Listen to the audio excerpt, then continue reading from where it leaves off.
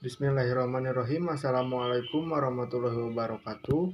Perkenalkan, nama saya Muhammad Fikri Maulana, NPM 1950604142. Di sini saya sebagai moderator dari kelompok 5 yang beranggotakan 1. Desinta Astuti, NPM 1950604124. Kemudian yang kedua ada Alvina Nur Fauziah dengan NPM 1950606134. Kemudian yang ketiga ada Alia Ainun Bahtiar dengan NPM 1950606141. Dan yang terakhir saya sendiri Muhammad Fikri Maulana, NPM 1950606142. A. Perkembangan fisik pada anak. Perkembangan fisik memberikan si kecil kemampuan yang mereka butuhkan untuk eksplorasi dan interaksi di lingkungan sekitarnya. Perkembangan fisik pada anak dimulai dari otot tubuh yang bertambah kuat dan diikuti dengan gerakan yang terkoordinasi secara bertahap. Hal ini merupakan proses awal tumbuh kembang pada anak. Seiring dengan pertumbuhan fisik si kecil, jumlah dan jenis aktivitasnya akan banyak bertambah. Bayi cenderung menghabiskan waktu untuk makan dan tidur. Namun, pada saat anak beranjak balita, mereka mulai belajar dengan cara merangkak, kemudian berjalan, hingga dapat mengeksplorasi diri secara mandiri. Pola asuh dan cara mendidik, kemudian jenis mainan, dan lingkungan sekitar akan berpengaruh terhadap perkembangan keterampilan fisik mereka. Sekian pemaparan materi dari saya. Saya lanjutkan ke pemateri selanjutnya. Terima kasih atas perhatiannya. Wassalamualaikum warahmatullahi wabarakatuh. Kenalkan, nama saya Alvina Nur Fauzia. Di sini saya sebagai pemateri ketiga. Di sini saya akan menjelaskan perkembangan fisik anak sesuai tahapan usia. Yang pertama, perkembangan fisik anak usia 1 tahun. Pada usia ini, si kecil yang berusia 1 tahun mengalami perkembangan fisik yang sangat signifikan. Biasanya ditandai dengan kemampuannya mulai dari merangkak, berjalan, hingga berlari dalam usia 20 bulan. Nah, saat mereka berjalan, biasanya mereka akan merentangkan tangannya ke samping ataupun ke depan perut guna untuk menjaga keseimbangannya. Namun pada masa ini, biasanya mereka belum stabil sehingga mereka sering jatuh. Nah, beberapa kegiatan yang dapat membantu perkembangan keterampilan fisik si kecil pada usia 1 tahun. Yang pertama, bisa ajak si kecil untuk berjalan-jalan di sekitar rumah, membantu ia berlatih melangkah naik tangga, ataupun tempatkan mainan favorit si kecil di ujung ruangan dan tempatkan beberapa rintangan di sepanjang jalan. Yang kedua, perkembangan fisik anak usia 2 tahun.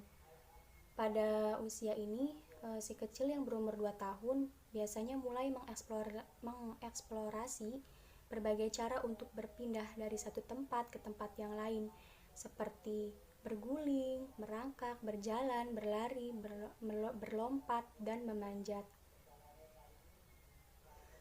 Dan biasanya pada usia ini ia bisa menendang bola kecil ke depan, menangkap bola yang digelindingkan, dan melempar bola.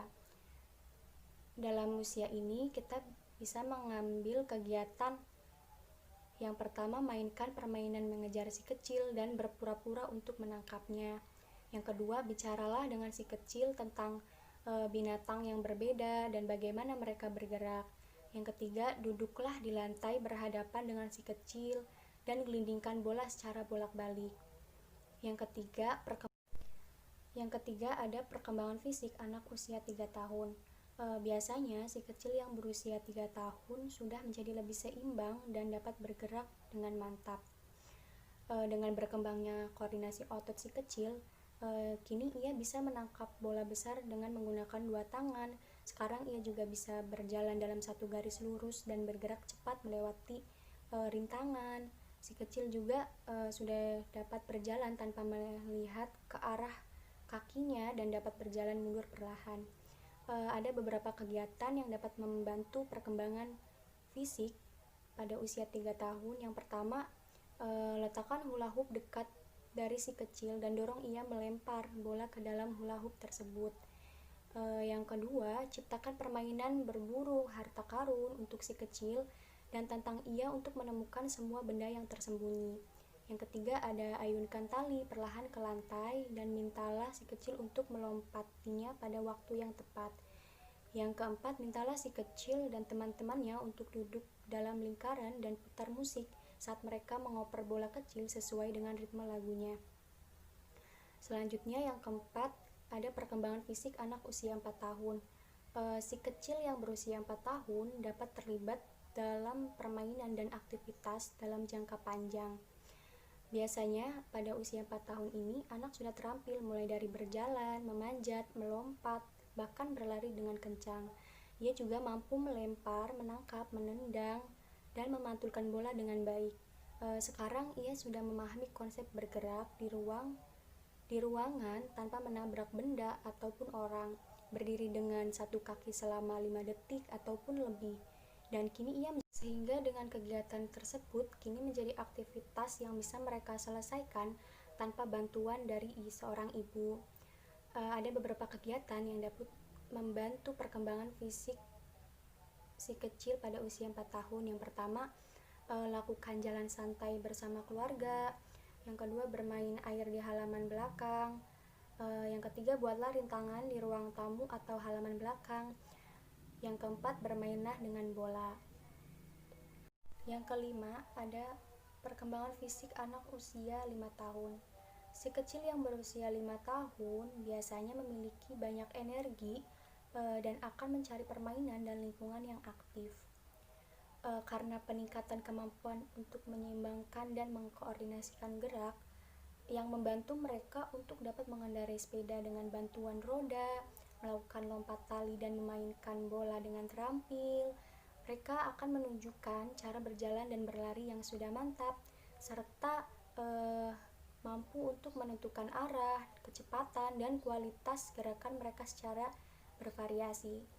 Ada beberapa kegiatan yang dapat membantu perkembangan fisik si kecil yang berusia 5 tahun. Yang pertama, menarilah mengikuti musik. Yang kedua, memainkan permainan meniru hewan. Yang ketiga, berjalanlah ke taman dan biarkan si kecil menjelajahi ruang terbuka. Yang keempat, mainkan lagu favoritnya dan dorong si kecil untuk membuat gerakan tarian menggunakan seluruh tubuhnya. Yang keenam, ada perkembangan fisik anak usia 6 tahun. Si kecil berusia 6 tahun akan terus menikmati bergerak dalam berbagai cara. Meski kemampuan fisiknya belum berkembang maksimal, ia tetap bersemangat untuk mencoba aktivitas dan olahraga yang baru. Dan pada usia ini, ia dapat berjalan di berbagai jalur dan arah, serta mengontrol tubuh mereka, misalnya dengan melompat dan mendarat, berguling dan mengontrol distribusi berat badan pada kaki dan tangan. Pada usia ini, tingkat keterampilan si kecil akan bervariasi berdasarkan jumlah kegiatan fisik mereka. Ada beberapa kegiatan yang dapat membantu perkembangan fisik anak usia berumur 6 tahun ini. Yang pertama, ajak si kecil untuk aktif bergerak, misalnya dengan berolahraga atau melakukan kegiatan rekreasi bersama keluarga. Yang kedua, terlibat dalam kegiatan di luar ruangan seperti melempar dan menendang bola, berjalan dan berlari, atau melompat-lompat di permukaan yang berbeda bergantian dengan menggunakan kaki dan tangan. Yang ketiga, buat jalur rintangan yang mencakup kotak, kardus, bantal, dan furnitur yang bisa dilalui atau dinaiki oleh si kecil. Yang keempat, berjalan-jalan di taman dan biarkan si kecil menjelajahi ruang terbuka. Sekian penjelasan dari saya, kurang lebihnya mohon maaf. Inte jalan si anak merupakan suatu kemampuan yang terdapat pada diri manusia guna menyelesaikan suatu masalah, serta kemampuan belajar dari kejadian-kejadian atau pengalaman yang sudah dialami atau didapatkan dalam kehidupan sehari-hari. Hakikatnya, intelijensi sangatlah penting untuk anak usia dini yang berartikan kecerdasan. Adapun pendapat Lewis Terman yang mengartikan kata intelligensi merupakan kemampuan tunggal pada usia mental age. Maksud dari usia mental di sini ialah kemampuan yang dimiliki anak terhadap usia tertentu. Adapun beberapa faktor yang mempengaruhi intelijensi anak. Yang pertama, faktor pembawaan. Faktor pembawaan merupakan faktor pertama yang berperan di dalam intelijensi. Faktor ini ditentukan oleh sifat yang dibawa sejak lahir.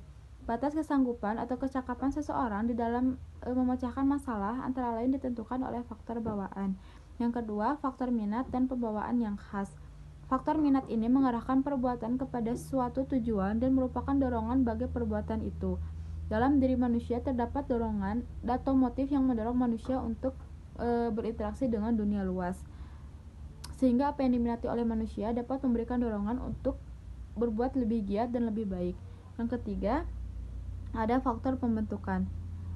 Pembentukan adalah segala keadaan di luar diri seseorang yang mempengaruhi perkembangan intelijensi.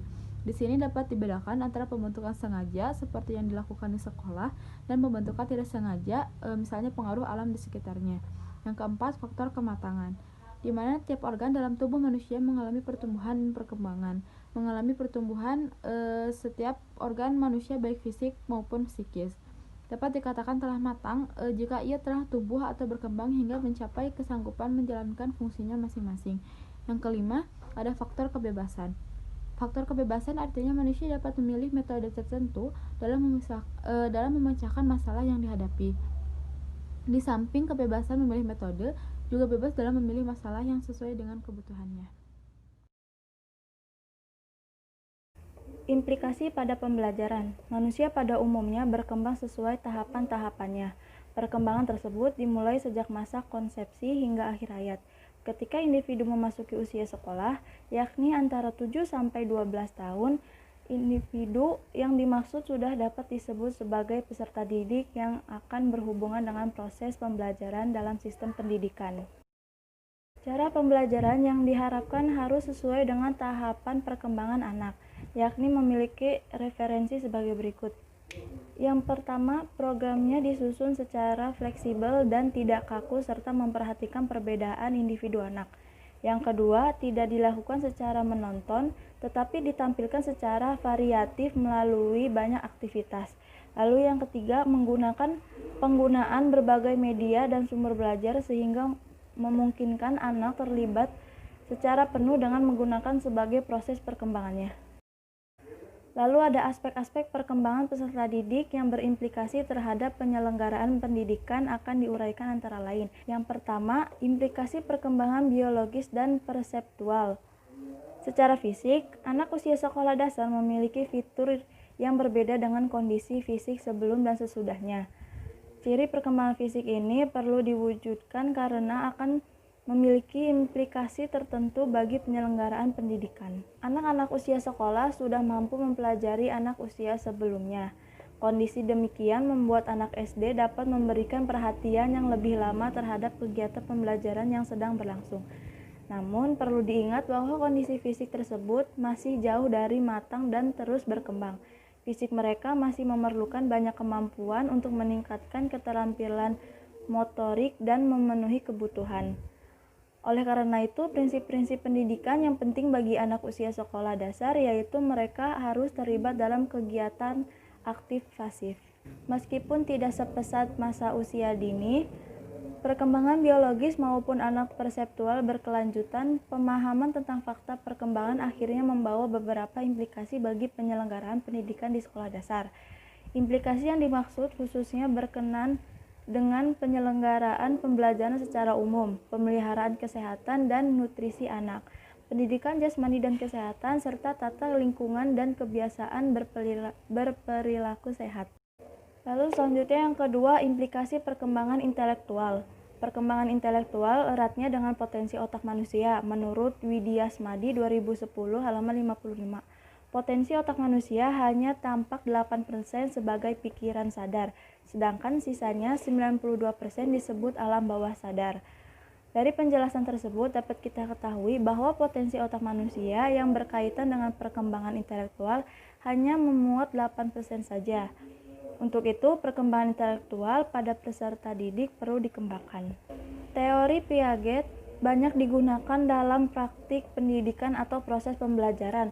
Meski teori ini teori mengajar, Piaget Budiamin DKK 2009 halaman 108 berpandangan bahwa yang pertama, pembelajaran tidak harus berpusat pada guru tetapi berpusat pada peserta didik.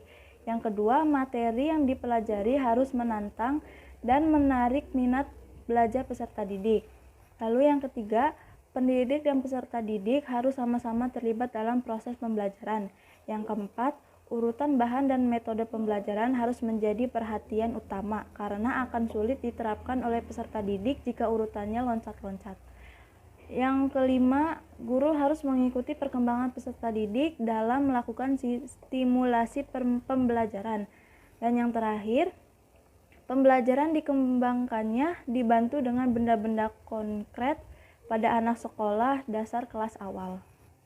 Selanjutnya yang ketiga, implikasi perkembangan bahasa.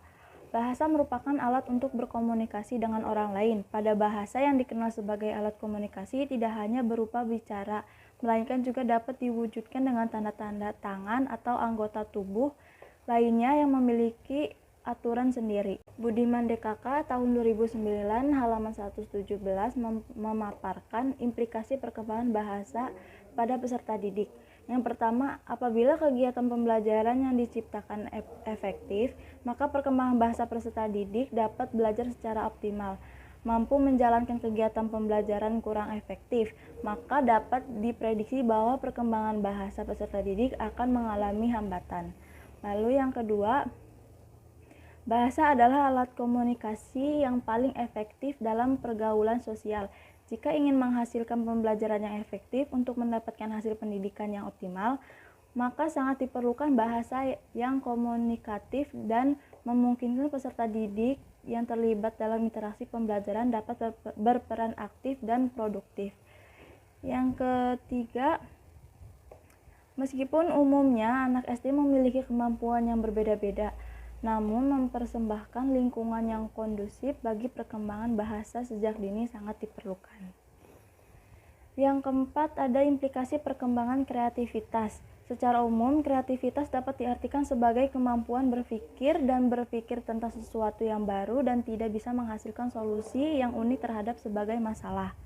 Menyadari cara kreativitas dalam kehidupan peserta didik, perlu dikemukakan berbagai upaya yang dapat mendukung pengembangan kreativitas terhadap pendidikan.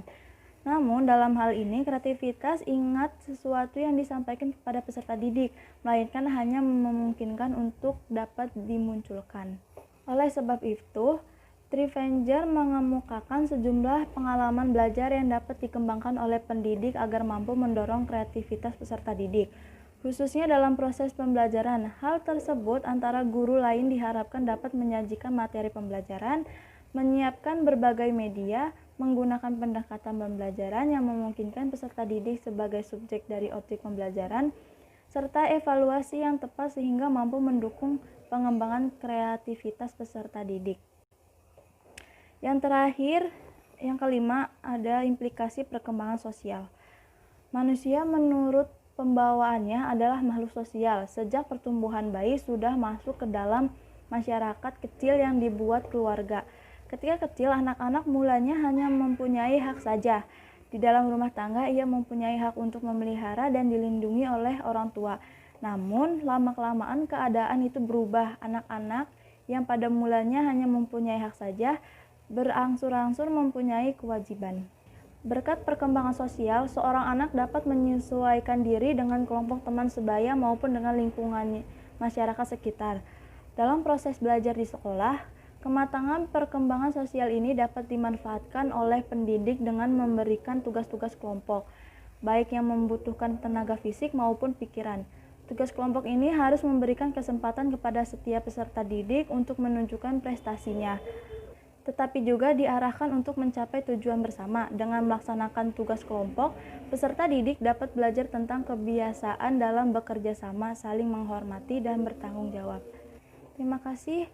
Itu saja yang dapat kelompok kami sampaikan. Kurang lebihnya kami mohon maaf. Wassalamualaikum warahmatullahi wabarakatuh. Baik, alhamdulillah pemaparan materi dari kelompok 5 telah selesai dilaksanakan. Terima kasih atas perhatiannya. Mohon maaf apabila banyak kekurangan dan kesalahan dari kelompok kami. Kami pamit undur diri. Wassalamualaikum warahmatullahi wabarakatuh.